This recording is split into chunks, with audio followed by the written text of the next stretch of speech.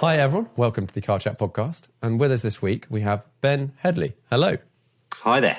Hi, welcome. Ben and I had a little meet up earlier this week, and I had a little nip round in some of his new products. But can you tell the audience a little bit about sort of who you are, what you do? Yeah, so I'm the founder and CEO of the little car company, and we're probably best known for the Bugatti Baby and the Aston Martin DB5 Junior. And we've got a few other things in the pipeline, which you test out this week, right?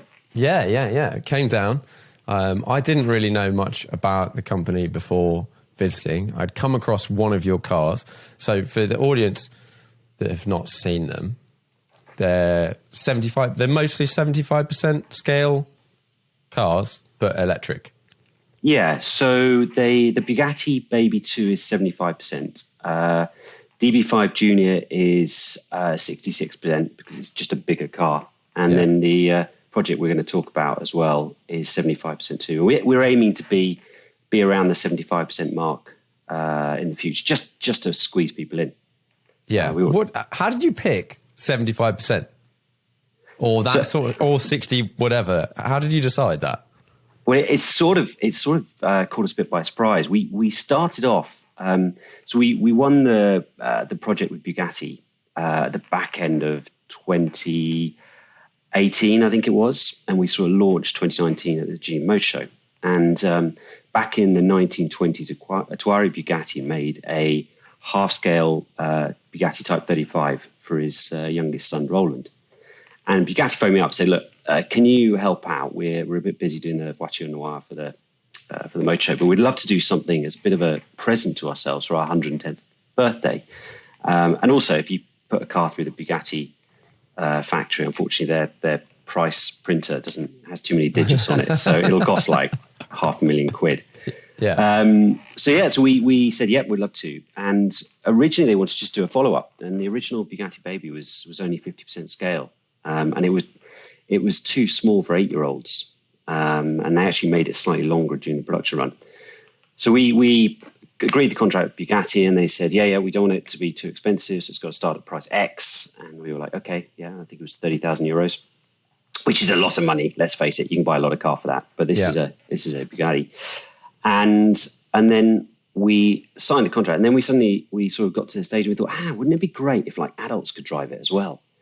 And so we went to 75% after doing some like mock-ups and bucks and things. But we'd already signed the contract saying it had to start at a certain price, but you're building basically twice the car. And so we ended up that size. I think the record is we've got a guy in our team. He's about 6'4" and probably 18 stone. We had to use a lot of margarine, but we got him in the car eventually. Right, we need to dial back a bit. Before you suddenly have a Bugatti contract for making small Bugattis. How did you get into all of this? Were you a car guy working in the car biz? I sort of come in by accident. When I was growing up, I used to finish school on for my folks. I had to go and sit in their waiting room. And they had, the only magazines they had there were Country Life, Private Eye, and Autocar. Now, I didn't understand Private Eye, and Country Life was too boring. So I ended up just from the age of 6 reading Autocar. And I just became a petrol head. I loved them. I was about 18. I got my first car and figured out I couldn't afford to insure anything interesting, except it was a classic car. So I bought this old Snotter MGB, which I hadn't driven for 7 years. And that was my daily driver for however long. Studied engineering, did manufacturing engineering, but I got tempted into the city to do a city job instead of being a proper engineer. And somehow just sort of long circle come back to it. I did found a company about a decade ago, which imported sort of 50% scale model cars from the Far East. Yeah. But it was a good business. The cars looked fantastic, but it wasn't really kind of going anywhere. And I've made the decision to shut it down and just move on to another project. And then we got the email from Bugatti and said, by the way, guys, could you just help out with this? We said, you do know technically we haven't actually built a car before ourselves. And they were like, yeah, it'll be okay. So it was this like crazy experience where we were recruiting engineers and running around like headless chickens to get a model made for the Geneva Motor Show in 21 days. We had this 3D printed model to show what the size would be like. It was on the VIP area on the Bugatti stand, and I was there. Things went a bit wrong, and I was there. I think it was at 3 o'clock in the morning, putting together this plastic model with breakable bits with a penknife. 4 hours for Stefan Winkelmann was going to turn up and sign off the thing. So it was all a bit panicked, but yeah, it was the start of everything. We've still got it in our boardroom. That must have been quite something. Getting a phone call from, Mr. Winkelmann saying, "Hey, can you build a small Bugatti?" And you're like, "Well, maybe, but yes, of course we can." And then what do you do when you put the phone down? Yeah, it was. We'd thought about it before. We'd actually spoken to Jaguar a few years before, and they'd say, "Yeah, we'd love to," but it's development costs. A big car is like £1 billion development. A little car is still £1 million of development. And if you don't know, if no one's done it before, there's no precedent. And so we were always too cautious, and we didn't think we thought it'd be too risky. But when Bugatti said, "Look, we want this to be the official follow-up to the original Bugatti Baby," which I have to admit I didn't know much about. Went Googling, I was like, "Oh my God, these are worth like $100,000 at auction." And there were only 500. So I thought, there's a business case here, and we can actually do something properly. Well, having a little, because the thing is, you've picked, I had a go at this sort of industry test day. There was all sorts of cars, and then there was a couple of your cars there, and had a go, squeezed in, found out later that the steering wheel just pops off, like it's on a quick release. And then, had a little hoon around essentially a car park, and was like, yeah, this is cool. Nice thing, looks nice and all that. And then, ask how much it is, and then go, seems the same as a car. And then sort of didn't really think about much about it. And then you got in touch with me and said, "Hey, do you want to come and have a look around?" I don't know how that had happened. Maybe, did you see a picture of me driving it or something? Yeah, no, I got heard by the guys at stand, and they said, "Yeah, do you know Sam's popped down and come and had a try? You should give him a bell, show him the other stuff you got in the back pocket." Yeah, so popped up to your spot at Bicester Heritage, which is a nice looking, it's a factory now, isn't it? And we did a little wander around, and then you started showing me the various details of one of the cars outside, and instantly, like straight away, I realized, okay, no, there's a lot more going on here than it's just a miniature electric car. Like you know way better than me all of the little design details, but walking around the baby Bugatti, for example, I was like, what's that? It's sort of metally shaped thing. And then you sort of pressed it and out popped a speed. Was it the speed key? It's the speed key from the Bugatti Chiron. Just they were like, we wanted to have some sort of details from the modern cars as well as the classics. And because we have different driving modes, we thought, yeah, let's have a speed key. Why not? We said to Bugatti, "Do you mind if we put a speed key on there?" "No, don't worry, it'd be great." So we've implemented the speed key. And it's literally the same key, isn't it? It's the same key you get in a Chiron, except in your little electric. What other things? You've got loads of touches on it that are from the bigger cars, don't you? Yeah, we it was funny because we let's be honest, the Bugatti, what we didn't want to do is just do a badge engineering exercise and slap a Bugatti badge on a little toy and disappear off to the Maldives with a suitcase of money. Although actually sometimes with the long days, it's not a bad idea, is it? But no, we wanted to do it properly. We knew there was something we could do here. We thought there was an untapped niche of these kind of beautiful classic cars from the past that are too expensive to drive. They're not accessible, and get them into the hands of a new generation of car enthusiasts. We also kind of wanted to prove that electric cars can be fun. And I think everyone who's driven the Baby 2 says that, if this had a petrol motor putting away, it would just be much, much worse. Whereas it's got this kind of instant, rapid torque and probably too much power. But, debatable. And, well, is there such a thing? And then we've got this, we got this thing about we'd love, grandparents and parents and kids to, just be able to jump in and drive together. And the Baby 2s, you can just about squeeze an adult and a kid on your lap, whereas the DB5 and our other models all got 2 seats and loads of space. And we thought that'd be cool. I would have loved to have learned to drive in a DB5. That would have been the way to do it. But sadly, it wasn't about when I was a kid. Yeah, that distinction of being able to fit adults in is massive, because we all look, now that we're bigger, at small stuff and go, well, I mean, I'd quite like to have a go on that, whether it's like a miniature motorbike or someone's built a very tiny thing and only kids can drive it. And you're like, yeah, but I want to have a go, even if I might squash it, like being able to get in it. And these are about the right size. Like you said, that pretty much everyone can get in them unless you're excessively large, and drive it around. And it feels incredibly novel and pretty hilarious. And then, so I drove a couple of different cars, and they all have a similar-ish powertrain, don't they? But in different forms. Yeah, the nice thing, they're all electronic powertrains. You know, we use lithium-ion batteries.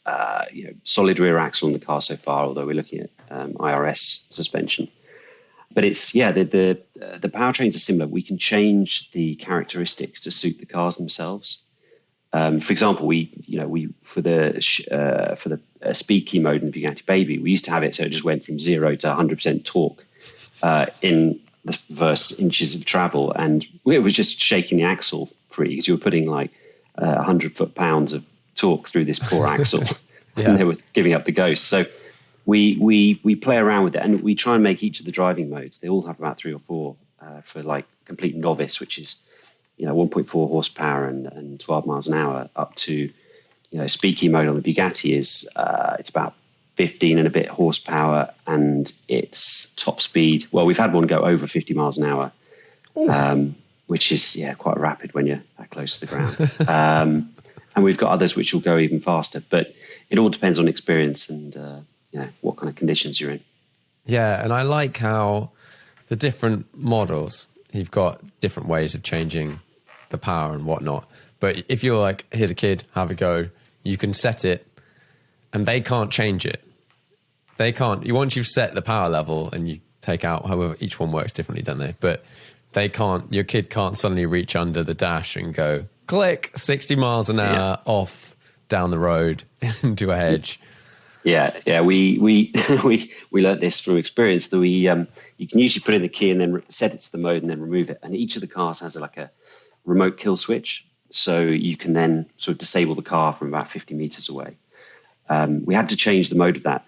I'm not sure this has been told outside the company, but we had to change the mode because what we found was that during testing, the cars we design them and we market them to 14 and above. That's actually down to EU legislation on toys and all that kind of small print stuff. But we do know that owners are going to let younger kids drive them, and actually we do driving events for younger kids and their parents as well. But we found when we were testing with I think she was about 9. She was the daughter of our engineering director, and she drove off and she got out of range of this little key fob, and then just went sort of slightly bonkers and hit something rather expensive.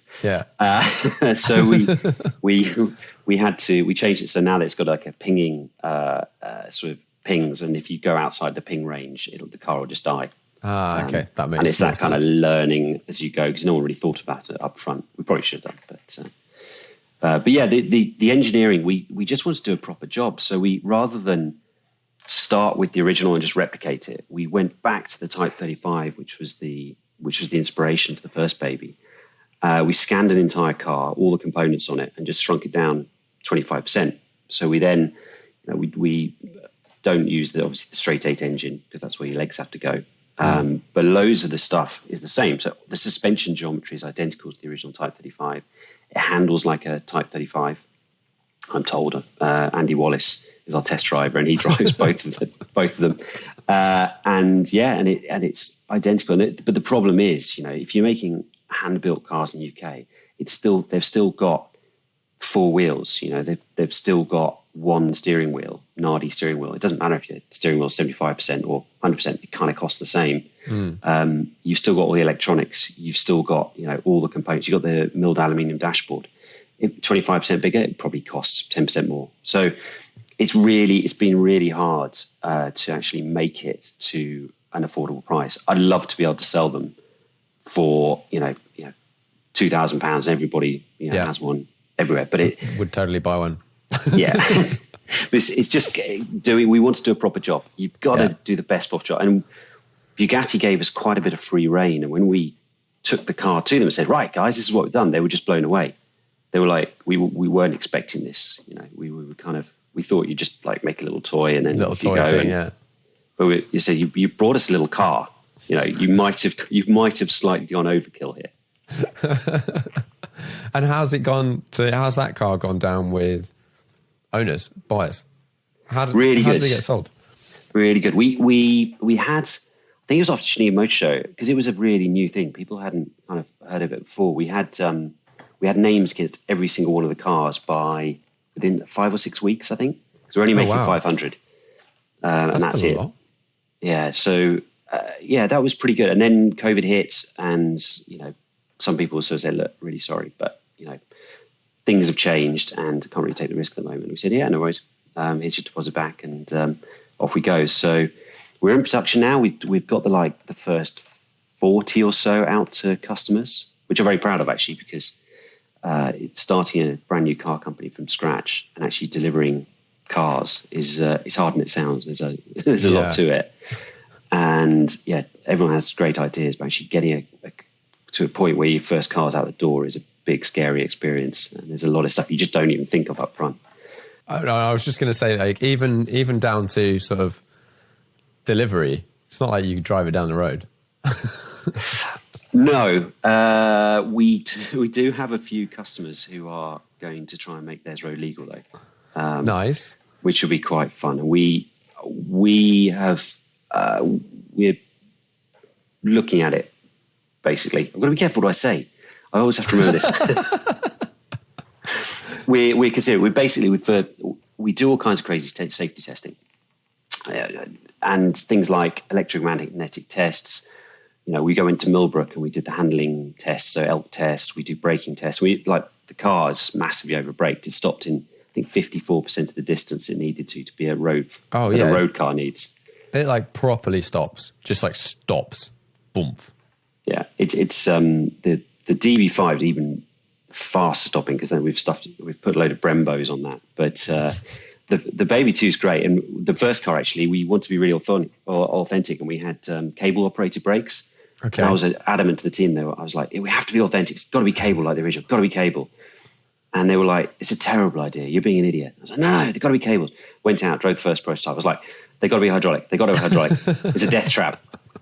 And then we've gone too far the other way, because it stops really quickly. But we do all these crazy tests, and then we're now looking to put it through what's called an L6C quadricycle test as a full vehicle sort of sign-off safety package for Bugatti. And in theory, if you pass that, you can stick a load of number plates on it. We won't do that because of kind of Bugatti have asked us not to. Yeah, it's a different game. But if clients want to, then we will watch with interest. Yeah, I can't really imagine driving one too far on the road. They're quite small. Like, actually, how different in size are they to a Caterham? Good question.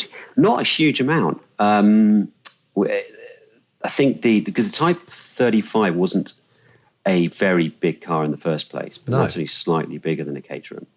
So we have a Caterham at the office, and they're very, very close. I think the car you drove was very limited on top speed and performance. So I think for the Bicester site, it was capped at about 20 miles an hour, whereas when you get 45 miles an hour on the track, it's slightly different. Yes, you could feel that it had a decent amount of power, but very much of a limiter. Like it was like, and then just stopped when you get to whatever it was, 50 miles an hour. But that is actually one of the things about where you are on that Bicester Heritage site. You can drive these things around. People can go, and we took the two for a little blat, and you don't have to go on a road to experience what they're like. I could totally see, like, what do you envision people doing with these things? They're generally just like something nice to have, kids can play with, that sort of thing. Yeah, it's a bit of some people we know are just collecting them, so they'll go into collection, they'll be polished. We've done some amazing paint jobs to like match. We've matched a Chiron 300 Plus car, which is like black with orange stripes, and they wanted to be. I think that's brilliant. We've got guys who own the sort of classics, classic original Type 35s, and they've kind of wanted to get the paint jobs the same. Some people put them into collections. Some people obviously have the space to use them, but we figured out early that actually we need to do events to give people the chance to actually drive these things. So we did our first Little Car Club driving license day at the weekend. We got Andy Wallace in as our chief instructor. And we had parents and kids, and the kids get to learn to drive in a Bugatti or an Aston Martin or future models, and the kids get to blat around the track. The dads mums get to blat around the track as well with helmets on and everything. Yeah, we do a bit of engineering stuff, get the kids engaged in that. They get to design a car, and it was great fun. And we want to do these kind of events where we can, people can, do a bit of bonding over the cars themselves and have some opportunity to use them. We're going to Prescott Hill Climb on Sunday, where this is going to be, I can't wait. I can't believe I get to do this for my job. Andy Wallace and I are going to have a crack at the Prescott Hill Climb in the Bugatti Babies, see how close we can get to a Type 35 time. Nice. Andy will be obviously about 3 minutes ahead of me, but it will be quite interesting because they go off the line with the full power and we've got these stability wings that plug in on the side, because we don't want to put a roll cage on it because it becomes too top heavy.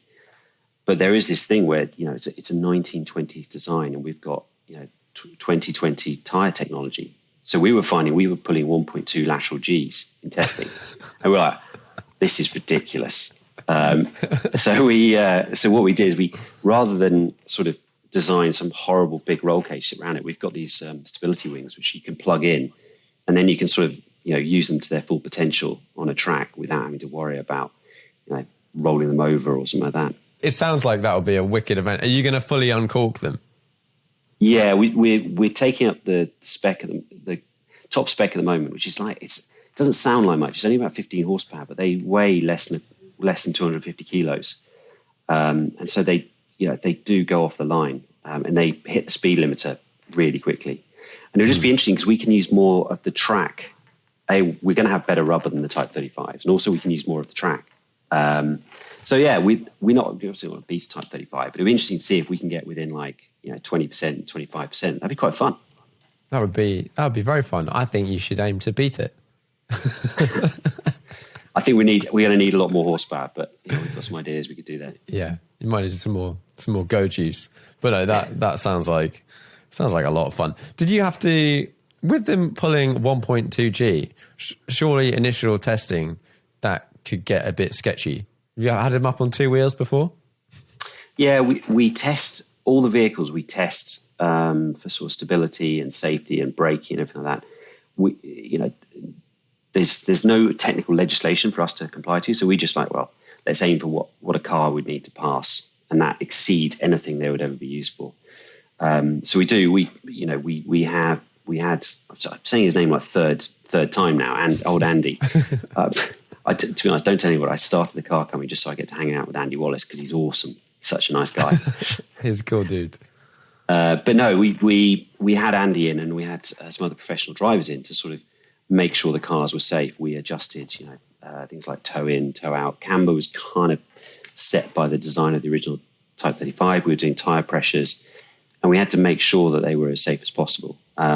You can, have an accident in any car if you try hard enough. But we did our very best to make sure that they, the speed without the stability wings, the top speed is limited so that you can't get yourself into trouble.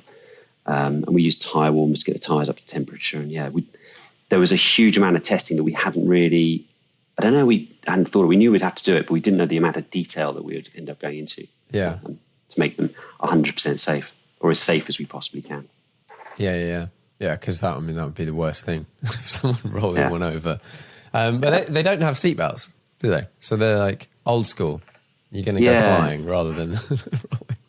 Yeah, we had an independent safety review done on them, and they said they came up with the conclusion that actually, we could have put seatbelts on, but they'd have to be lap belts, and that actually you're safer if without them. And the only comparable vehicles, it's got the performance of a go-kart essentially. And you don't wear a safety belt on a seatbelt on a go-kart for good reasons. So they came to the conclusion it was better to actually, be in it and be able to exit it if required, than be tied down. So the Tamiya project's going to have full harnesses, but for the Bugatti, it's more appropriate that you don't have them like the original. Yeah, and you've spent a lot of time trying to make them sort of fun at low speed rather than just, a super grippy track weapon. I know getting tyres has been quite difficult. Yeah, we're trying to find appropriate tyres because it's easier to manufacture a wheel than it is to manufacture a tyre. So we sort of designed the wheels to match the originals, but then for a certain tyre size. And the original tyres we were having were collapsing under that kind of any Gs over about 1 G lateral. They were just collapsing and causing horrible handling. So we managed to get hold of some Avon tyres, which are usually on sidecars, that are designed to skid and slip, and they're much, much nicer. Except they'd gone out of production. So there was something like 22 left in the country, in the world, that on the shelves. Yeah. So we bought all those. We're like, well, this isn't going to work for 500 cars. So we kindly asked Avon, and they were great, and they've supported us. They put them back into production for us. And yeah, we've now got a tyre supply. But during COVID, everything like that went wrong. So, we were trying to launch the car, get into production 8 months before, but our molds were being for the wheels, although the wheels are made in the UK, the molds are made in China, and they just got stuck for sort of 11 months, and there's nothing we could do. So it's been challenging. Have you been hit by a lot of other COVID-related issues, or has it been okay-ish? Yeah, no, we had planned to have the car in production for sort of April, June, that kind of period last year. And everything that could have gone wrong just went wrong. We had this big problem with the wheels, component shortages, you get lockdowns, you have, as I always say, there's like 700 components in the Baby 2. If you've got 699, you still can't build a complete car. And it just takes one supplier to have a COVID outbreak or shut down production or whatever else. Or just the sort of Brexit and COVID has also caused these big steel and aluminium shortages. So people just can't get the raw materials to make the cars. So it's like a game of whack-a-mole where you have different problem comes up. You're like, oh, solve that one. Oh no, and there's a problem with this, and then you can't ship that, and it's been insane. But the guys, I'm proud. The whole team have done a brilliant job of just solving the problems and getting us into production. How have you managed to work with multiple manufacturers? Has that been, obviously that was a bit of a plan, but I presume they don't necessarily want to be associated with each other. It's funny actually. We're trying to think who else works with all the people we do, and we think it's like maybe Bosch, who do all the electronics and maybe Michelin tires, but they don't really brand for them. And I think because we try to just raise the bar complete with Bugatti, they were all open to, they were like, okay, we like the sound of this. This is quite cool. It's an opportunity to engage, the next generation of fans of the marques. And because we sort of went really hard, they've all been pretty keen. Everybody we've spoken to has been like, yeah, we'd like to try that. We want to see what you can do. The Aston was our second project. And again, it's 18 months to get a car from, big manufacturers 5 years. For us, it's about 18 months to go from here's an idea to a sort of delivered car. But Aston, we very covertly took them a Bugatti. They had a test drive around at Gaydon. They're like, yeah, love this, bring it on. It's been nice. And everybody when you say to people it's a 75% car, they go, it's a toy. We're like, no, it's not a toy. It's not a toy. You got to see it, and then you got to drive it. Yeah. And when people see it, they kind of get it with the detail and like the solid silver macaron from the Chiron and the kind of the repurposing of gauges and the detail and all the bits to it. They're like, I understand it. And then they get in and drive it, and they're like, oh yeah, this is fun. I want it. Yeah, can I do another lap? And it's great. And we had this thing called the First Mile Smile, inspired by Carol Shelby's $50 trick, where you used to leave $50 on the dash. So what we do is we anybody who can take a car and do a mile and come back without a smile on their face, we give them a bottle of champagne. Yeah, I think that's unlikely to happen. It's pretty hilarious. I think within the first time you put your foot down and just go off down the road, you're laughing already. You're like, oh yeah, this is a pretty fun thing to be doing. How have you integrated things like charging and batteries and stuff like that? Is it the same charge port as a big car, or how does that work? They're all slightly different. For the Tamiya, we're looking to see if we can actually get it hooked up to a standard car charger. But we run 48 volt systems. So the car has to have a 12 volt bit to run all the gauges and stuff like that, and fire the contactor, which then brings in the big battery, which is the 48 volt. Most cars run higher because it's easier and you get more power out with less heat. We've done it that way because 48 volts is still considered sort of low voltage. So I wouldn't recommend it, but in theory, you can sort of hold both terminals and you're not going to frazzle yourself. Whereas if you did that on an 800 volt Porsche battery, you'd be toast. Yeah. So we use slightly lower voltage for safety. We have our own sort of proprietary charger. We have one of our sort of things we do is we always make sure that the power port is where the old fuel cap would be. Yeah. So on the Bugatti, it's underneath a billet cap, and the Aston, it's at the back and under a sort of pop release. So that's our thing. All our cars, you can also remove the batteries, so you can actually have some spare batteries and pop them out, charge them in your house, charge them in your garage. Okay. Slot in some more if you want. Because that's always been definitely with the small electric stuff, whether it's a remote control car or whatever. It's you've charged it up, you drive it for like 5 minutes, it's dead. That's it. Plug it in for another 2 hours. Presumably, this you can just take a battery out, plonk another one in, and they're not very big, are they? They're like car battery type size. Yeah, they're about car battery. The way Bugatti Baby one's about, I think, 18 kilos. The DB5 ones they're two of them. They're about 11 kilos each, size of a suitcase, and they go a long time. The hardest thing would be to tell an overexcited 14-year-old that they've got to wait 5 hours for the car to get charged up. So we sent our brave but slightly lunatic test pilot Andrew off to see what range we get out of the Bugatti. He comes back 52 kilometers later and he's like, it's not flat yet. So you can go a long way. You've got regen braking, you've got all that kind of good stuff to get you as far as you can. And then slot in another battery, off you go again. Regen braking? I didn't know you had regen braking. Yeah. Regen braking and we sort of different modes, it's different levels, and we can do like an eco mode and all that stuff. It was one of the things we didn't get right to start with because batteries love putting out loads of power to a point, but actually they're not very good at accepting power. So we were like frazzling these $5,000 batteries. Everyone's going, what are we doing? And then we figured out that we were trying to stuff too much regen back in. So it can't take like full regen. Yeah. You'd assume that if it can put out, 10 kilowatts, it should be able to take 10 kilowatts back in. But we found out it can't. And also we tried on the track a bit with quite high regens, and it was just, you were getting massive lift off oversteer every time you went around a corner and backed off a little bit. The tail end was coming around. You're like, oh, there he goes. Nice. I like that. That should be a certain mode, maybe hooligan mode.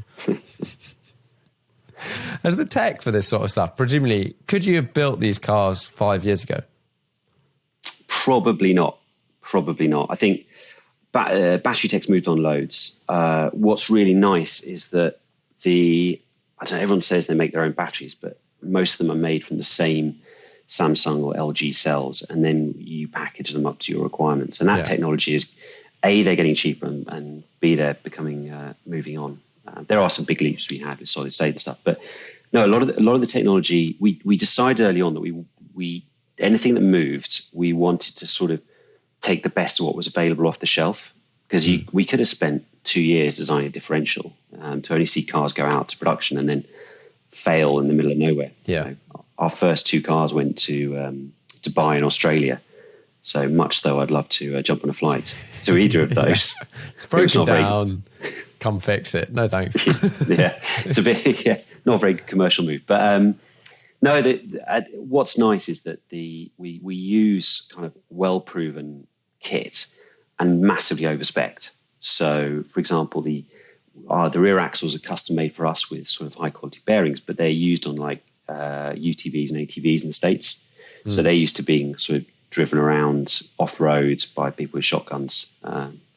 And then we've got like the motor controller is kind of well proven. We use our own code, but the hardware, just you don't get any failures because it's just been used and used and used. It's in God knows how many things around the world.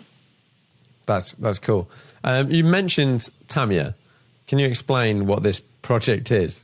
So the Tamiya project's quite cool. We looked at the cars and we've got the DB5, which is super cool, really comfortable, lots of fun. But when you put sort of 7 Smiths gauges in a 66% DB5, they're kind of almost full size, and they cost the same as if you're putting 7. If you went to the shop and bought 7 gauges for a DB5, and you can't engineer out the cost. We've got wire wheels on the car. It's got bridge of weird leather in the car. It costs the same whether you make a big car or a small car, essentially. Yeah. So we were struggling to get the price down we wanted to make it accessible to more people. So we suddenly thought, well, rather than taking like a big car and make it smaller, how about we take a small car, like an RC car, and make it bigger? Because then we got like a bit more, they're pretty simple. We got a bit more to play with. And we did some feasibility studies and I thought, this could work. So we contacted Tamiya and said, look guys, we've got a brilliant idea. And then about 3 months later, we managed to persuade him it was a brilliant idea rather than something that we'd come up with after a couple of beers in the pub. And the whole idea is to use our powertrain, it's kind of proven, tested, and make the Tamiya as a kind of electric car which you can build at home. So it'll come as a kit. We're going to use some form of roll cage material to actually build the space frame chassis. You'll bolt it together, you'll put all the components on as you would with a little one. We're even see if we can do those like the clear plastic panels in, spray the inside. And we're going to have like a sticker sheet that's 6 foot tall that you then takes you about 3 goes to get it straight. It looks terrible in the end, but and then it's going to come as a kit. And then we figured we can engineer out enough cost that it's going to hopefully be about $6,000 as a base price. And then, like all the Tamiyas, you've got the hop-ups. So it's going to come with about 5.4 horsepower. And then you can upgrade that to either, I think, 28 horsepower or 54 horsepower. We haven't figured out. Depends on the transmission stuff we're running. Yeah. But you'll just be able to buy more batteries, more kind of components. And the reason why it's coming with that 5.4 horsepower, it doesn't sound very much. Although, in something that's only 250 kilos, it's enough to go. Is that would make it then applicable for L6E quadricycle legislation. So essentially, This is a car you'll be able to build at home, like a kind of very cut price caterer with an electric motor, with your kids, with your family, and then you'll be able to put it through an IVA, slap a number plate on it, and off you go to the office, on a daily basis. And it's going to have a range. It'll have a range of 30 kilometers with the base battery, but you'll be able to stick it up to 4. So you have 120 kilometers range potentially, and we were just like, why has no one ever come up with thought of this idea before? Probably because it's lunacy, but we figured out technically we can do it, so we're going to do it. And the car's going to be, first we've got loads of people put their name down, which is brilliant, and we're going to be delivering the first cars next year for people to build. It just looks like the most hilarious thing. Everyone go and Google Tamiya little car company and you'll see a picture. It's called, was it Full Size Wild One, I think is the car. And the idea of being able to build something like this and then just zip round wherever. You can just drive it off road if you want and mess around with it, or slap some number plates on it. I think if you drove one through central London, you'd get more looks than a Lamborghini or anything else. So for sure. No one would know what on earth you've done. It's going to be a lot of fun. We're really excited about it. The stuff we've already got a lot of the design done, and it's just going to be really cool. I just can't wait to start getting the prototypes running around. And we'll probably get some of the people who have signed up for the early cars to come and help us test. And we want to make it a collaborative thing. So, for example, we're asking people at the moment, and all the people on the database, like, we could replicate the original suspension arrangement, which is like a trailing arm system. And it'll be really authentic, and it would go with our kind of thing about the cars have to be the authenticity of the cars, except it'll handle terribly. It'll be awful. It'll like understeer loads and everything else. Or we can, put in, we'll stick on double wishbones and we can make it handle like a demon. Where do you guys want to be? And we want to involve people in the whole design process. Say, look, do you want to have this super authentic, or do you want us to make you something that's just going to be more fun to drive, but maybe doesn't tick the authenticity box quite as much? I know what I would do. I would absolutely have the one that's better to drive. Like, get it as close, but at the end of the day, if you're going to drive it, it should drive better. Yeah, we're upgrading all the components as well. So we've got a partnership with Brembo. So you're going to get Brembo disc brakes on all four corners. We work with IBAC springs. We work with Bilstein dampers. It's getting massively overspec'd. Yeah. And that's our the lunatics in our R&D department. They have already. This is a terrible idea, but we've got to give it a try anyway. They've already plumbed in a radio control to do the throttle. So if we stuck a steering actuator on, we could actually turn them into, it could be an RC car that you've made full size, and then you've stuck the RC controls back into it. That would be great.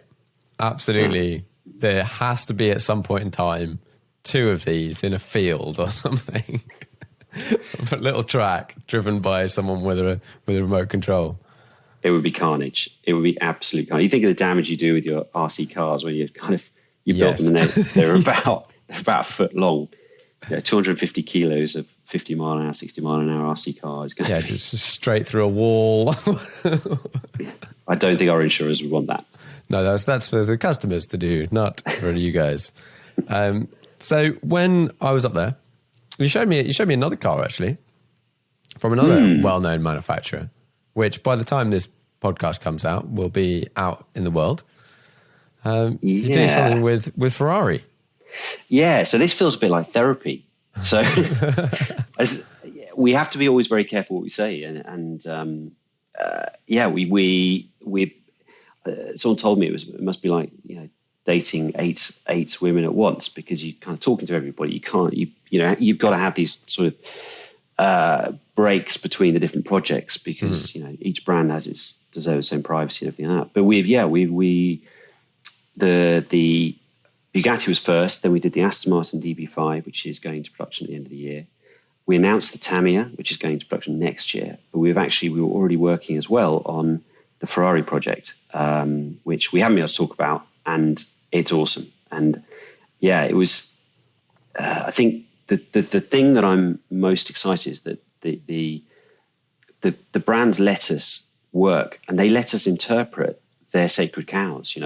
The Type 35 is the ultimate original Bugatti. The DB5 is Aston Martin's pride and joy. And Ferrari have let us do the 250 Testa Rossa, the pontoon fender car, which is insane. They've taken, it's one of their most sacred bits of their heritage, and they've gone, okay, you guys can do your interpretation on this, and we'll back you, and we'll help you along all the way. No, it's a very cool looking thing. I've had a little go driving around. It's got a bit of camouflage on it, and like the other cars, you've taken inspiration from various modern bits, and like it's got the same pedals as a 488. It's got the Manatino switch, which is actually the key, isn't it, as well? Yeah, that was one of those things we tried to really match the original. So it's got the same Nardi steering wheel as the original, and it's got one of the cool things that Ferrari let us do is we went into their museum and they let us scan the original paper drawings of the chassis. So our team then took that and they recreated it in 3D, and we replicated exactly the original 250 Testa Rossa chassis in a 75% scale. Same steel size, same tubing, same everything. And then we put the body on top. So that was kind of authenticity. And then we thought, okay, well, what can we do to make it, give a modern twist? And we always like to have a sort of like a little signature piece, a bit of theatre. So, on the Bugatti, it's the speed key from the Chiron. On the Aston Martin, it's a hidden missile switch, which gives you double the power when you flick it. That's hidden away in a secret compartment. On the Ferrari, it's the Manettino. So we replicated the Manettino. I can't remember. I think it might have been the A12, and it sort of doubles up, so you can put it into a sort of low power mode for learner drivers, and then remove it, or you can stick it all the way to race. And we've got 4 modes. We've got so I think novice, comfort, sport, and race. And sport's the most powerful one, slightly oddly, because races are balanced performance. So we're having all the cars, we're going to match them on performance so that they can go wheel to wheel and race together on equal grounds. Which is quite cool. How on earth are you gonna map them? Are you gonna just do them on a stopwatch? Out again. Yeah, so we very kindly we kind of work with the test drivers for all of the brands. So Andy's helped us with the Bugatti, and he's helped on other development stuff. We've got Darren Turner coming down to set up the DB5. Yeah. Because there's some interesting engineering behind that one, because essentially it's a touring car chassis underneath on Bilstein dampers and Nyback springs and big Brembos. And so we want to make it properly fun to drive. Rafa de Simone, we sent out 2 cars to Maranello, and he took it out on Floriano to do the sort of setup there. So we got his preferred damper settings and all that kind of stuff. So what we'll try and do is get them all, and we'll find a couple of reference tracks. And okay, guys, race your cars as fast as you can. And then we'll just tweak things up and down and, remove the power maybe, or reduce the torque a little bit, but it's going to be fun trying. Yeah. The thing about the Ferrari, which is quite different to the other ones, they all drive differently because of they're all a bit different, but seating positions are very different in the different cars. And in the Ferrari, you actually feel like you're in a car, whereas a lot of the others, you're kind of like sticking out the top because you're sort of so big, and then you're still driving it. Whereas the Ferrari, you're sat so low down and your legs go like right inside that you just feel like you're ripping this little car around. It's, I'd say that was they're all fun, but that one felt the most kind of like a sports car, like a little sports car. That's one of the things we don't want to do, is we don't have anything that's fake. So the guys came up with this brilliant idea for the Ferrari. On the original 250, the exhaust pipes run under the car, and they're sort of black exhaust under the car. Now, we don't have fake exhaust pipes. We don't have any fake noise and nothing like that. So we were going to remove them. But we realized that if you took them away, the car would look like it's on stilts, and it looked terrible. So what they did is they put in a black section of body and then just dropped the seat right on the deck to get your COG nice and low. And actually it means that you sit in the car rather than on it. Yeah. And it feels, and we for the Ferrari, we're designing a roll cage. We're going to put some harness points in as well for a race pack. We've got that's the other thing we're going to do. We're going to do a race pack. It's got drilled discs, harness, roll cage, and we've got a brake bias adjuster as well. Nice. Just for a bit of fun. Because we can. So, why not? Yeah. But no, the Ferrari project's been amazing. It was insane that they kind of wanted to work with us, because they're so protective of their brand, probably more so than anyone else. And they were very supportive as well. So they saw a Bugatti Baby, and they said to us, "Look, we thought you'd bring us a toy, and you brought us a little car." And then off the back of that, we built the 2 cars, and we worked in collaboration. So it uses the same leather as you get on a full size Ferrari, same paint as you work on a full size Ferrari. They gave us the pedals. There's lots of stuff from the full size cars that's in there, and they helped us design all the bits. They gave us access to Classiche, all that kind of good stuff. When we sent the finished product out to them to sort of test, and they came back and said, "Yeah, we love it. It's great. One thing, do you mind if we take your branding off it?" And we were like, no problem at all. That's the greatest compliment we could be paid. So when it's announced on Tuesday, we won't be putting a press release out, only Ferrari. We've done a video with them, or they did a video of the car, and they managed to get hold of an original, and there's loads of photography at Classiche, and it's just been brilliant. They've been fully behind the project, and they're saying, this is a Ferrari. We originally thought it might be like a Ferrari made by a little car company, but no, this is a Ferrari. So yeah, cool. It's crazy. It's crazy. That's very cool. And then, like all Ferrari special projects, is it already sold out? We're only making 299 of them. And old Enzo's strategy of making one less you can sell. We do have Ferrari wanted to give their owners and their VIPs access ahead of time. So there have been a couple of photos floating around the internet, things like that. We've got names against all the cars. We will have to see. We don't know. People could be serious and not, but we're still taking names. And if somebody drops out, we'll drop someone in from the waiting list. That's a lot of cars. Across all of the models that you've done, that's actually quite a lot of cars in total. What's it going to be, like 1,200 or something? Yeah, it's 500 Bugattis.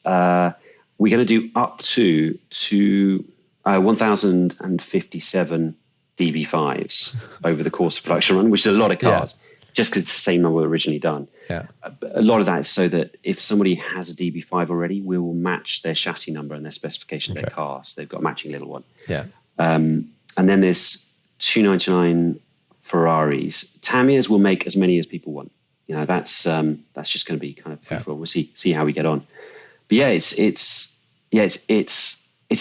hard because one thing you don't realize, you have to become a registered motor manufacturer to kind of make cars. You have to apply for a special chassis plate code.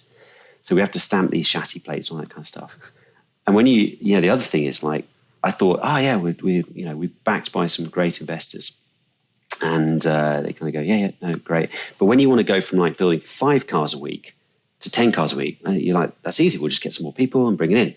But what ends up happening is that I have to spend half my time running around looking for investment, because you need another 4 million quid's worth of parts to sort of stuff in to make the cars with. So it's starting a car company. I understand why so many people start them and they just kind of fizzle out after a period of time. It's not easy. You just got to have really good people around you, really. Yeah, and good products that people want.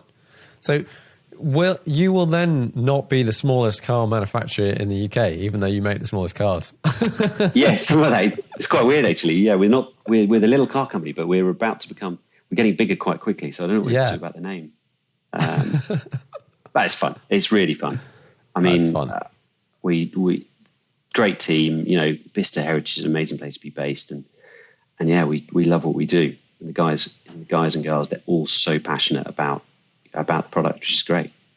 Yeah, very much so. And like walking around, chatting to a few people, everyone's having a great time. They all seem to be enjoying what they're doing, and putting their ideas here and there for working for various things and whatnot. And yeah, there's a real sort of like buzz around of like stupid ideas, which is quite fun, and actually being able to do them. Yeah, we've got. I should mention our test driver. He's going to love this, but we've got a very talented engineer. He's one of those people who he didn't do his A levels, went straight off to be a motor mechanic, and he sort of turned up a few years ago and said, "Can I have a job?" We said, "Yeah," but he's a born genius engineer. He's brilliant, but his current hobby is strapping little jet engines to his arms and legs like Richard Browning, and he'll finish work and he'll just disparate into a field and try and blow himself up with these jet engines. But you've got to have those characters. You've got to have those creative types who, will sort of push and do things that people, don't necessarily think of straight up, or sane people at least. Yeah, or someone goes, I would like to do that, but actually that sounds like too much work. And they're like, yeah, no, let's try it. Let's just keep smashing the head against a wall until we get it to work. That's it. And it's, if you don't try something, you get very vanilla product. As long as it's safe, that's our fundamentally, it has to be safe. As long as it's safe, we'll try anything really. Yeah. And then you find out certain bits are not safe, and then you make it safe again. Yeah. Just push. Yeah. Well, I normally wrap these up with 5 questions. Are you ready? Yeah. Do you have a most memorable driving trip or journey? So I knew these were coming, so I actually had a chance to sort of have a think about this. And I had one where I drove a rickshaw across India in monsoon season with some friends. They're like a motor rickshaw. That was kind of cool, although horrifically dangerous. I went off around the Alps with a Subaru Legacy GTB and a stuffed badger, and I ended up in the British ski team. Badger. Yeah, stuffed badger. We ended up in the British ski team. That was a few years ago. We talked about that. Actually, it was quite funny. But I think the craziest one I did was... let's just pause, rewind a little bit. You drove around the Alps in a Subaru and ended up in the British ski team. How does that happen? That was... So I finished... Yeah, I kind of finished a project I was working on, and I had a bit of time off, and I thought, I want to go and try those kind of all the dangerous sports in the Alps, like speed riding, where you ski off cliffs with a parachute over your head. Oh, right, yeah. Bobsleigh and, the Cresta Run and all that kind of fun stuff. And so I bought some old skis on eBay, and I wanted to see, how fast you could ski. You had skied before this? Yeah, I taught myself to ski. I had a week ski lesson as a kid, and I taught myself to ski working in a kitchen in the Alps in a gap year. And so I went out and basically turned up to a World Cup race, sort of by accident, with these pair of skis I bought on eBay. And they said, well, the training day was yesterday, so you're too late. But if you can ski okay, we'll get you a FIS license overnight, and you can have a crack tomorrow. And I remembered I've never been so scared in my life. So I was standing at this, it was in Verbier, it was this couloir called Montfort, standing at the top, just staring at this 50-degree slope, wearing a catsuit for the first time. And I turned to the guy behind me. He was the champion at the time. He was a British guy. And I said, Mark, what do I do? And he says, we do the smallest tuck you can. And if you get to the bottom, I'll tell you what you did wrong. I was like, that's not helpful. And maybe like I'd skied at 50 or 60 miles an hour before. But first run, I turned. And then rather than feeling petrified, I was in the zone. I was like, this is amazing. I think first run was like 91 miles an hour. And then I got to the bottom. I was like, I want to go back up. Let me up. And ended up in the team by accident at the age of 30 and stayed in the team. And, I think I was ranked about 8th in the world, something like that. And stayed in the team till the day before my 40th birthday when I had a crash at the World Championships at 150 miles an hour and broke my neck. Which was a bit ouchy, that one. On the upside, I did get a really cool video message from Eddie the Eagle the next day wishing me happy birthday. So, swings and roundabouts. Yeah. So what was the event called? Speed skiing? Speed skiing, yeah. So it's rubber suits and Darth Vader helmets, basically. And like 2.5 meter long skis. And just tucking up and going as fast as you can. Yeah. It's people talk about it as the drag racing of skiing. Yeah. But I haven't been drag racing, but there was so much more to it because you have these massive aerodynamic forces on you. If you've ever put your hand out of a car window at like 70 miles an hour, it goes up in squared. So at 110 miles an hour, a tiny movement will flick you 5 foot to the left, 5 foot to the right, and then you try to control the pressure through your legs because hitting a 4 mil bump at 110 miles an hour is basically almost enough to send you airborne. So you're balancing all these big forces while trying to go in a straight line, pick the fastest line, and try not to soil yourself at the same time. I think I've been about 60 or 70 on skis. The idea of going over 100, like I literally watch stuff like you going down a hill in a straight line, and I'm just like, oh God, at some point in time, someone's going to catch an edge, and that's it. Game over. It's nuts. And the worst bit, you come back from a race and you sort of get in the car, and I've got this old. I had the most practical car for ski racing, which is this old Porsche 964, which I still got rusting away somewhere. And I had a sunroof because it meant I could stick the skis in the sunroof as I came back from Heathrow. These 2.5 meter long skis poking out the roof. And you get in the car and you go down the M4 into London, and your perception of speed is so skewed that I'd be well into 3 figures going, thinking I was doing 60 miles an hour. Yeah. And I have to sit there and just calm myself down. You're going to lose your license. Stop. It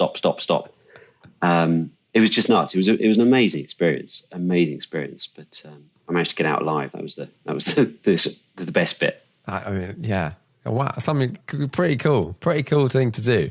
Did you have to have, when you say you broke your neck, like how bad were you after that? It was an undisplaced fracture, and I can't even remember. It's L6, L7, something like that at the back.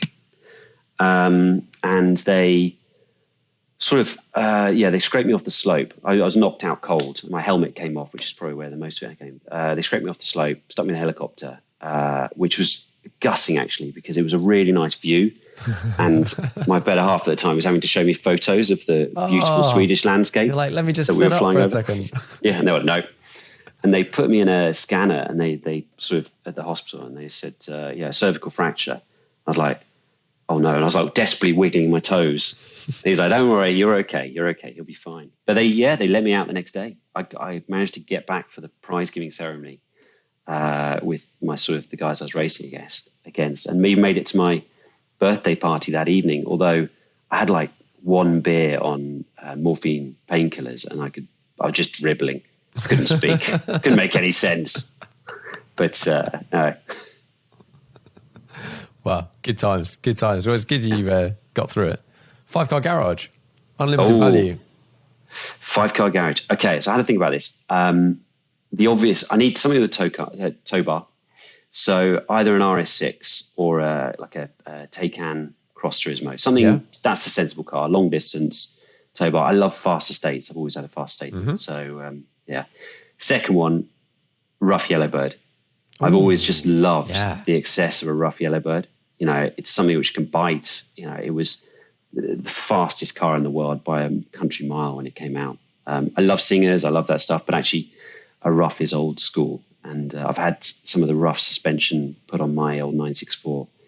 And I can imagine that it's not good for the teeth, put it that way. It goes around corners lovely, but it's not a comfortable ride. I think a third one is something excessive. Again, another excessive one. Like McLaren F1's the obvious one, because it is what it is. I love top trumps, you know, as a kid, and that's important. But actually, having got into the Bugattis, I think like an actual Bugatti Type 35 would be pretty cool. And obviously, the first thing when I started working with Bugatti, I was trying to blag was a test drive in a Chiron. And I still haven't managed to blag it, but one of my investors very kindly brought his. Nice. And we went for a quick spin. He tossed me the keys and said, right, let's go for a drive. And I was like, we didn't discuss insurance. It was in Germany, and we didn't discuss insurance or anything else. And he's just sat next to me. He's a lovely guy. He's just going, faster, faster, faster. And I was like, this enormously wide thing. We found one straight bit of road. And I remember putting my foot down. I'm used to fairly fast cars. I put my foot down. It was just like an explosion behind me. And that thing just threw itself at the horizon. It was incredible. So probably a T35 or a Chiron would be number three. I think number four, some kind of Caterham race car. I'm doing the Caterham Academy at the moment, and it's just brilliant fun, loving it. I think I'd like either a Caterham race car or something maybe older, skinnier tyres, something that moves around a little bit. But I wouldn't say like an original Ferrari 250, because if you stuff it, it's an expensive accident. It's still pretty expensive in Caterham. And it will hurt. And yes, you can repair it, but actually I prefer to have a bit of a snotter that I don't mind going to the limit with it. And, you know, if I do damage, I do damage rather than, you know, killing a classic Ferrari. Yeah. Like you want to be able to go in the gravel and be like, oh, okay, got scratched. Cool. Onwards. Like dig it out. Off we go. Yeah. We've had some guys in the academy this year who have, you know, they've got 5-figure bills from stuffing it, and that's painful enough. Yeah. And you don't want to have that in the back of your mind when you're racing. You want to be kind of flat out and just, you know, making sensible and but managing your risk and not constantly worried that you're about to put one of the 26 250 TRJs into a wall somewhere and then have, hate mail from the Ferrari Owners Club for the rest of your life. Yeah, maybe. It's I agree. So with the Caterham Academy, how far along are you in this? Because the season you do like a bunch of sort of timed things, and then you have a couple of sprint races, don't you? Yeah, it's I think the first one this year was a sprint race at Kerbera, and that was back in maybe April time, which is lucky. I'd only finished building the car a couple of days before, so it was a bit tight. And then we've done Mallory Park. We did a double header at Knock Hill, where I made a terrible mistake going out for a few drinks between them and trying to race with a hangover. That was overnight, not in between. Yeah, no, I wasn't sort of nipping into the bar, but yeah, that was Knock Hill. And then we just did Silverstone GP a couple of weeks ago, and that was amazing. Just, some of the straights feel quite long with only 120 horsepower, but yeah, the experience is brilliant. We're doing Brands Hatch on beginning of August, so that's the next one, the Indy circuit. That's fun. And then Croft, and then Snetterton to end the season, double header. So it's brilliant. I can't, not sponsored by Caterham. This is not a sponsored post, but it's brilliant. I can't recommend it enough. Amazing fun. Amazing fun. It sounds like it's a great recipe for fun. Yeah. Doing Caterham Academy, and the cars move around a lot. You don't have aero, so you're not like going sideways is at least remotely quick in those cars, and going sideways is fun. So yeah, that's it. It's brilliant, and all the corners. Silverstone, every single straight, you draft, and then everyone fan out, and you go into the corners 8 cars wide. Yeah, it was just brilliant fun. No, wicked. If you can only drive one car for the rest of your life, wait, and you're allowed a £500 car on the side. Ooh, good question. I think the obvious answer is like a GT3 Touring, but I'm going to go completely under the end of the scale, and I would like Duncan Pittaway's Beast of Turin. And there's some logic in this. There is some logic in this. Bear with me. So Duncan, who did some stuff with us on the Bugattis, he's an awesome chap, and he, like most of these classic cars, when they go to shows in London, they obviously go on a trailer, they get carefully taken up. Duncan takes the Beast of Turin, the Fiat, with its 28-litre 4-cylinder engine with pistons like dinner plates. He drove it there from like the West Country, from Bath, Bristol way. And he's not, as he said, it didn't come with an exhaust on it. So essentially you get these flames shooting out at head height wherever you drive it. And he drove it through central London to the concours in the middle of the city. And he said, yeah, it was great. It was no problem at all, except the cyclists were looking pretty nervous when they overtook me. Yeah, if this is a car that you often see, you just look it up, Beast of Turin, you see it at Goodwood and all these sorts of events, and it's just an absolute hilarious monster that just shoots mad flames the entire time. I have a lot of time for people that drive something like that and then just literally go, yeah, I'll drive it there. And what? It's a car. It's brilliant. It's so cool. And the fact he drives it through central London, and it's just amazing. So yeah, that's my one car forever to have that. And also means you get an invite to Goodwood every year. So you too. That's cool.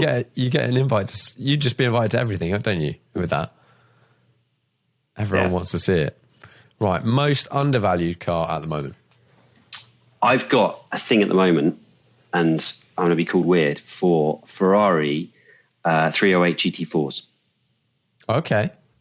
Yes. So 70s wedge. So there's a lot of this going for this, right? 70s wedge, pop-up headlights, always awesome. 4-seat practicality. It's a Dino. It's got a Dino badge on the back of it, which is kind of cool. They were used to be cheap as old chips, not so much anymore. But I just love the way they look. They've got this kind of bulldog stance. I'd love to get one of those and just pimp it a bit. Just keep it looking the same, but just underneath get some coilovers on there and some upgraded brakes, nice modern rubber. Yeah, it's a good looking car. So wedgy. It's like 4-seat. It's a kind of mid-engined 4-seater V8. There aren't many of those around. No, I think there's a lot of time for, we were seeing resto mods sort of left, right and centre at the moment, for people to start doing those sorts of cars, like 355 and stuff like that, but just make them drive well or, better. Yeah. Tweak it here and there. No one's going to resto mod an F40, if you knew somebody had one of those. Well, some people are. No. Seriously? Mm-hmm. Can you say anything about it? No, but I will get them on. When I've spoken to someone that wants to do it, I've spoken to a company that will do it, but I don't know whether there's someone that wants to do it that's got the car and is doing it. But I believe it's going to happen. If I will talk to them and get them onto the podcast if and when it happens. Wow. I think the idea is not messing with it too much, is changing bits and pieces here and there to make it better to live with and drive whilst not, destroying the car. So I think it would look the same, just things that you can change, you could probably put back. Okay, and then you take the original parts and you put them in a safe, in another safe. Yes. In another safe, hidden away somewhere. Yeah. Someone doesn't just steal your left seat, for example, and be like, another one of those is 20 grand. Actually, I had a friend who had a convertible RS4. I don't know if there was a thing a few years ago. Convertible RS4? Yeah, it was the one, it's a couple of gens ago, it was the naturally aspirated V8 one. And it was like the fastest hairdresser's car in the West. And he came out one. This makes sense. I was thinking of an estate car. But obviously they do it in the non-estate. Yeah, that makes sense. I mean, that's a niche that someone has to do it one day, right? Yeah. But he came out and one day saw his shadow across the top of his car. And he was like, that's weird. And then someone had knifed the top of the car and taken out the two front seats. What? He's like, why the hell has someone done that? So out they come, and he phones up the insurance company, and they're like, yeah, fine. It's only like 3, 4, 5 years old. He said, yeah, insurance write-off. He said, I don't understand. It's insurance write-off. And it turns out that people were nicking the seats to put into like VW Golfs and upgrade them, whatever. But Audi wouldn't sell the entire seats. So they only sell the components for the seats. And by the time you put all the components together for a seat, it was like 11 grand. Oh, wow. So it was an economic write-off. This perfectly good, like 4 or 5 year old. That's RS4. Insane. I've heard, I haven't actually heard much about this recently, but maybe like a year ago, actually, it must have been pre-pandemic, people going to festivals and then coming back and having like headlights missing from their cars, seats missing from Golfs, like all this sort of stuff, just like stolen badges, things. It's awful. It used to be a big thing on 964 911s that the headlights got nicked. I had it done to mine. I came out one day and there's like my headlights in the streets of London just gone. I'm like, what kind of arsehole does that?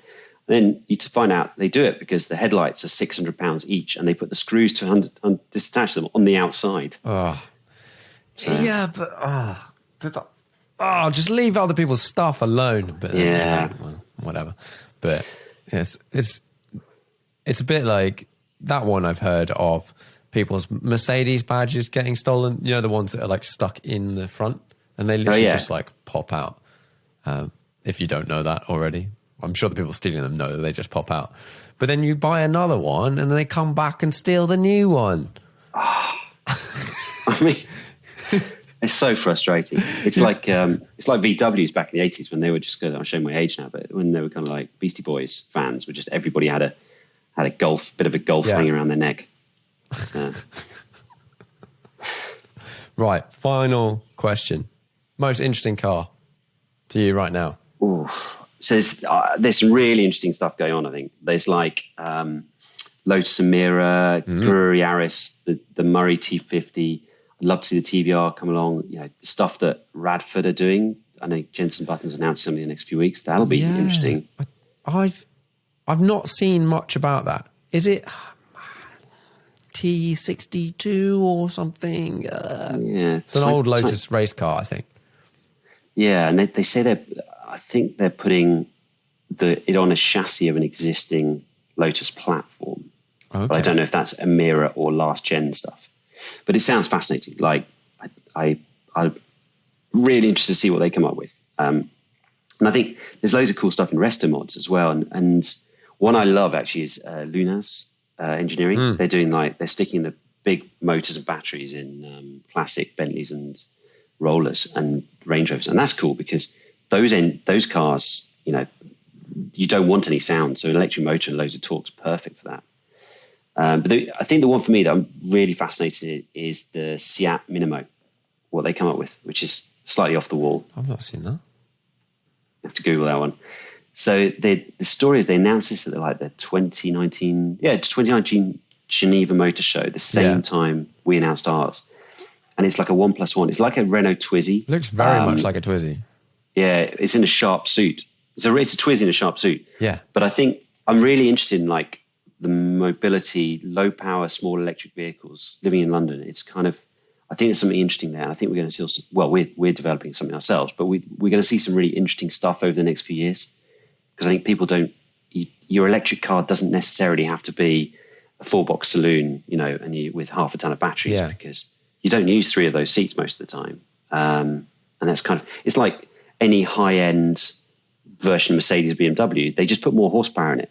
Whereas actually, I think a lot of customers might just want a luxury version, put in a real fuel-sipping engine just to cruise up the motorway and just stuff about 87 cows in there. Yeah. And sound deadening, just mostly sound editing and cows. And it just seems weird that the most expensive cars always have to be the high performance rather than the biggest. And the biggest, yeah. You don't want a big car. Cars are massive now. They are. They are. No, I agree. I think this is a really interesting space because I have an E208 which broke down yesterday. Sweet. Just electronic glitch wouldn't start. Great. But it's being fixed, so it'll be back on the road today. But that I use mainly for short-ish journeys. I do walk quite a bit, but like around town, 5 miles, whatever. And 90% of the time, there's no need for me to have any more than my space plus a bit of luggage, like a bag and whatever. And you're just lugging around like 1,000 kilos too much. Yeah, that's it. It seems not fit for purpose. And like I think the biggest electric cars are where the biggest margin is. So everyone's just like piling in, making another pickup truck or another big saloon or another SUV.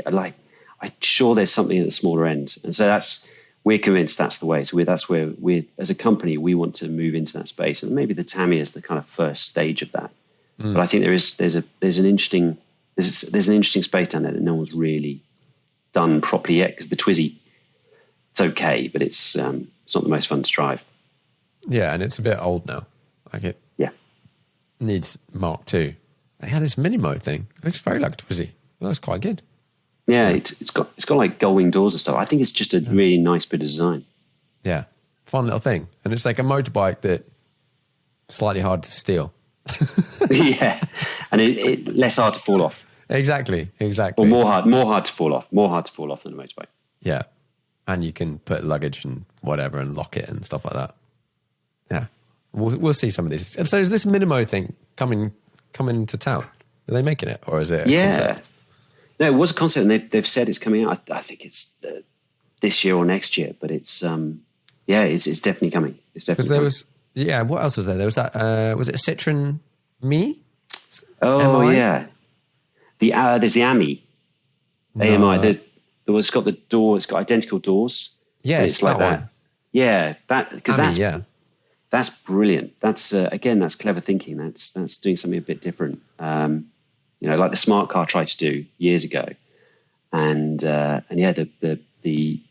AMI I think is a brilliant bit of design, just engineering out cost. It's a very cool little thing. Yeah, hilarious. Like, why do we need to design the front and back? We'll just design the front, and that can be the back. Just change the colour of the lights. Job done. Yeah. Good lateral thinking. No, it's cool. I need to have a go in that. I'm going to try and get a go in it somehow. I think we'll get that. Cool. Well, thanks very much for coming on the podcast. Thank you. No, it's been great. It was good. It's great to have you on. And when you've got I would like to have a go in one of the cars with all of the juice at some point. I want to do some skids. Is it possible to do skids in these things? Oh yeah, we've put hydraulic handbrakes on the DB5 and the Ferrari for that. And also, if it's wet, they're brilliant because they just drift, and you can. That's what I need to do. Come in the winter. It's amazing. And the nice thing is you can have fun at 20 miles an hour, whereas cars now, to put your foot down and have fun, you've got to be doing like license losing speeds or taking risks on the road. You want to take risks, but ours you can have fun on 20 miles an hour, and it's just brilliant. So come, bring your helmet. I will. Go out for a drive. It reminds me a little bit of that Chris Harris video from ages and ages ago of a C63 on Space Savers. It's just like, that's just genius. Yeah, we'll get something a bit like that. We've got some ideas, something like that, so you can drift at 5 miles an hour. Yeah, I'm keen. We'll share that with you. Cool. Well, thanks very much. Thank you.